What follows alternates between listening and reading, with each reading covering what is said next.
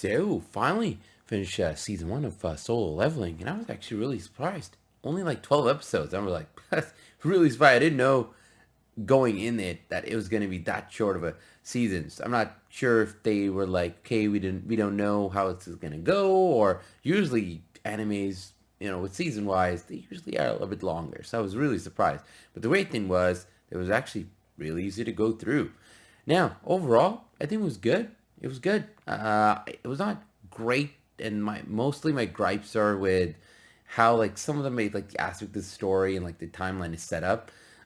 But it was still enjoyable. And the best part I think was like how they kind of treated this gaming world as in like in its like mythology and like the way they kind of treat everything and all the leveling up the characters have to do is actually surprising and familiar. Like obviously if you're a gamer, you're gonna feel right at home. There's a lot of like things being said at all times when something is happening, when fights are happening. You got to use potions, you got to have this stat up or their strength up or magic up and stuff like that. And it's like it feels very much at home if you are a gamer, so you connect to it a lot more. And I think even if you're not a gamer, you watch this, you're into anime, it's like it won't be jarring because there's a lot of explanation and everything, so it kind of always keeps you in the loop instead of being okay, like just figure it out. So I think that's the part that actually is great because it's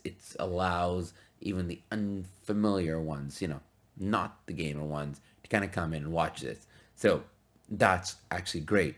But the part I actually didn't like was sometimes like the time passes by and you're like, okay, we just got to go with it, right?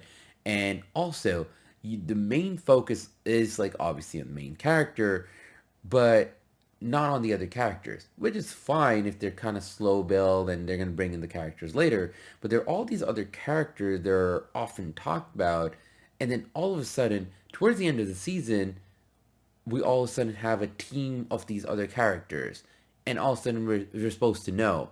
But it was like the balance between the main character and all these other characters, you never were like, okay, you were always with that main character and you're only kind of following him. Sometimes you have these other characters that come in, so you know them and kind of like, you're attached to them.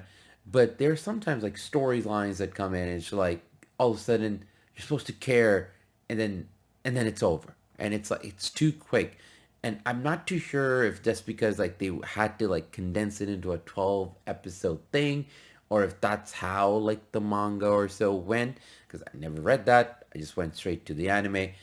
So it was a bit jarring, and like especially towards the end, there are all these other characters and names thrown at you, and you're like, okay, I guess we're supposed to really know this, and we're supposed to know what's happening, but it doesn't like you're not attached to it because you've been kind of really following the main character and his adventure, and they usually only focus on him and not a lot of what like the other stuff is happening in the world, in this world, and what's happening to all these other characters. But all of a sudden we're supposed to just care like in a split second, and they're all of a sudden like these other stories matter.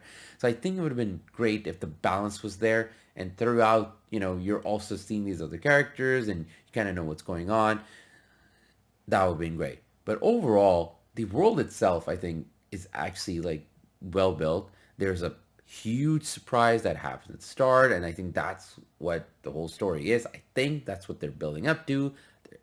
Seems like some kind of like prophecy or something like that at play. I think. Again, didn't read the manga, so I can't really, you know, can deduce what is going to happen. But I think that's what they're going for. But it's good that the surprise exists. You're always kind of like in for it. Like, okay, what's next? In the end, though, the last episode was actually pretty darn awesome.